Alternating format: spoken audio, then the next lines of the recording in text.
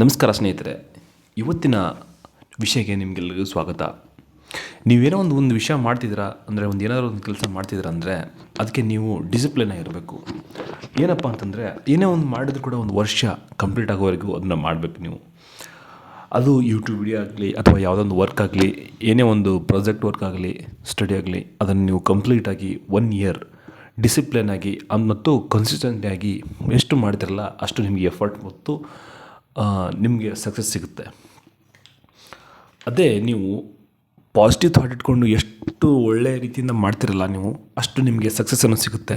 ಹೇಗಪ್ಪ ಅಂತಂದರೆ, ನೀವು ಪ್ರತಿದಿನ ಅದರ ಬಗ್ಗೆ ಯೋಚನೆ ಮಾಡ್ತಿದ್ರೆ ಪ್ರತಿದಿನ ನಿಮಗೆ ಅದರ ತಕ್ಕ ರಿಲೇಟೆಡ್ ಥಾಟ್ಸ್ಗಳು ಬರೋಕ್ಕೆ ಸ್ಟಾರ್ಟ್ ಆಗ್ತವೆ. ಈಗ ನೋಡಿ, ಯಾರೋ ಒಬ್ಬರು ಎಕ್ಸಾಂಪಲ್ ಹೇಳ್ತಾರೆ, ಸೈಕಾಟ್ರಿಸ್ಟು. ನೀವು ದಾರಿಲಿ ಹೋಗ್ಬೇಕಾದ್ರೆ ನೆನೆಸ್ಕೊಳ್ಳಿ, ನಾಳೆ ನಾನು ಫುಲ್ ಡೇ ಬ್ಲೂ ಕಾರ್ ನೋಡ್ತೀನಿ, ನಾನು ರೆಡ್ ಕಾರ್ ನೋಡ್ತೀನಿ ಅಂತೇಳಿ ಅಂದ್ಕೊಳ್ಳಿ ಮೈಂಡಲ್ಲಿ. ಹೋಗ್ಬೇಕಾದ್ರೆ ಬಸ್ಸಲ್ಲಿ ನಿಮ್ಮ ಕಣ್ಣಿಗೆ ಬರೀ ಬ್ಲೂ ಮತ್ತು ರೆಡ್ ಕಾರ್ಡ್ ಅಷ್ಟೇ ಕಾಣುತ್ತೆ, ಜಾಸ್ತಿ ಹೆಚ್ಚು ಕಾಣಿಸುತ್ತೆ. ಇವಾಗ ಅಲ್ಲೆಲ್ಲ ಅಕ್ಕಪಕ್ಕ ಕೂತಿರ್ತಾರಲ್ಲ, ಸುಮ್ಮನೆ ಕೂತಿರ್ತೀರ ನೀವು ಒಂದು ರೂಮಲ್ಲಿ, ಅಕ್ಕಪಕ್ಕ ಎಲ್ಲ ಅಬ್ಸರ್ವ್ ಮಾಡಿ, ಒಂದು ಯಾವುದಾದ್ರು ಬ್ಲ್ಯಾಕ್ ಕಲರು ಅಥವಾ ಯಾವುದೊಂದು ಕಲರ್ ಇಟ್ಕೊಂಡು ನೋಡಿ, ನಿಮಗೆ ಅದೇ ಮೇನ್ ಫೋಕಸ್ಸಾಗಿ ಕಾಣುತ್ತೆ. ಹಾಗೆ ನೀವು ಯಾವ ಥಾಟ್ಸ್ ನೋಡ್ತಿರಲ್ಲ ಅದು ನಿಮಗೆ ಪ್ರತಿ ಸಲ ಕಾಣೋಕ್ಕೆ ಸ್ಟಾರ್ಟ್ ಮಾಡುತ್ತೆ ಅಷ್ಟೇ. ಆಮೇಲೆ ಒಂದು ವರ್ಷ ಎಫರ್ಟ್ ಹಾಕಿ ಫುಲ್ಲು ನಿಮ್ಮ ಜೀವನನೇ ಸೆಟ್ಲಾಗುತ್ತೆ. ಅದನ್ನು ಎಲ್ಲರೂ ಸ್ಟಾರ್ಟ್ ಮಾಡ್ತಾರೆ, ಬಟ್ ಕೊನೆ ಯಾರೂ ಮಾಡಲ್ಲ. ಅಂದರೆ ಸ್ಟಾರ್ಟ್ ಮಾಡ್ತಾರೆ, ಎಂಡ್ ಯಾರು ಮಾಡಲ್ಲ. 1 ತಿಂಗಳು 2 ತಿಂಗಳು ಎಫರ್ಟ್ ಹಾಕ್ತಾರೆ, ಆಮೇಲೆ ಏನೂ ಆಗ್ತಾಯಿಲ್ಲ ಅಂತ ಬಿಟ್ಬಿಡ್ತಾರೆ. ಅದನ್ನು ಬಿಡಕ್ಕೆ ಹೋಗಬೇಡಿ. ಕ್ವಾಲಿಟಿ ಹೆಂಗೆ ಇರಲಿ, ಕಂಟೆಂಟ್ ಹೆಂಗೆ ಇರಲಿ, ಓಕೆನಾ.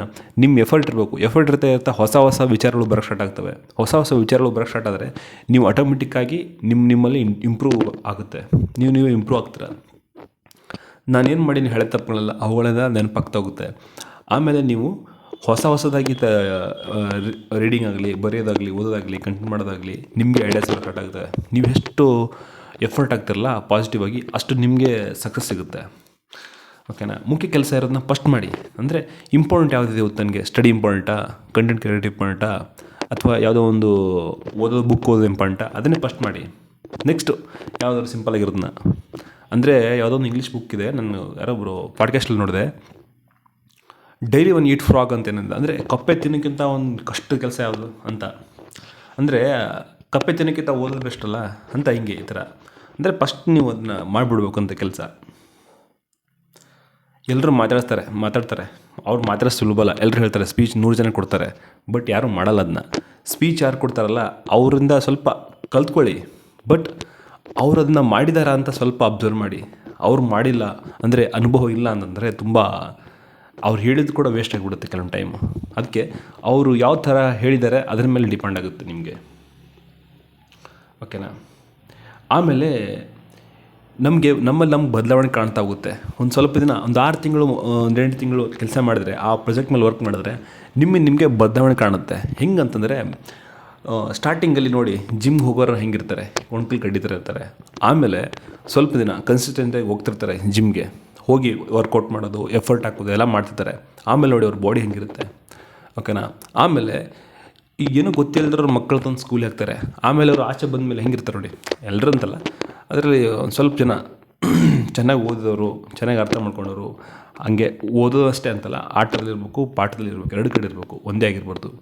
ಅಂದರೆ ಪುಸ್ತಕದ ಬಂದೇಕಾಯಿ ಅಂತಾರಲ್ಲ, ಹಂಗಾಗಬಾರ್ದು, 2 ಕಡೆ ಇರಬೇಕು. ಎಫರ್ಟ್ ತುಂಬ ಚೆನ್ನಾಗಿರಬೇಕು.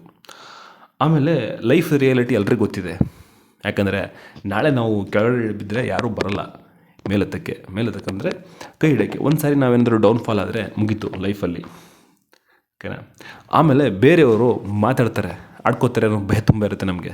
ಆಡ್ಕೊಳ್ಬಿಟ್ರಿ, ಮುಂದೆ ಒಂದಿನ ನಾವು ಸಕ್ಸಸ್ ಆದಮೇಲೆ ಅವ್ರಿಗೆ ಅನಿಸುತ್ತೆ, ಅಯ್ಯೋ ನಾವು ಇವತ್ತು ಆಡ್ಕೊಂಡಿರಲ್ಲ, ಬಂದುಬಿಟ್ಟು ಏನು ಮಾಡ್ತಾರೆ, ನಮ್ಮ ಹತ್ರ ಕಲಿಯಕ್ಕೆ ಬರ್ತಾರೆ, ನೀನು ಹೆಂಗೆ ಮಾಡಿದೆ ಹೇಳ್ಕೊಡಪ್ಪ ಅಂತ.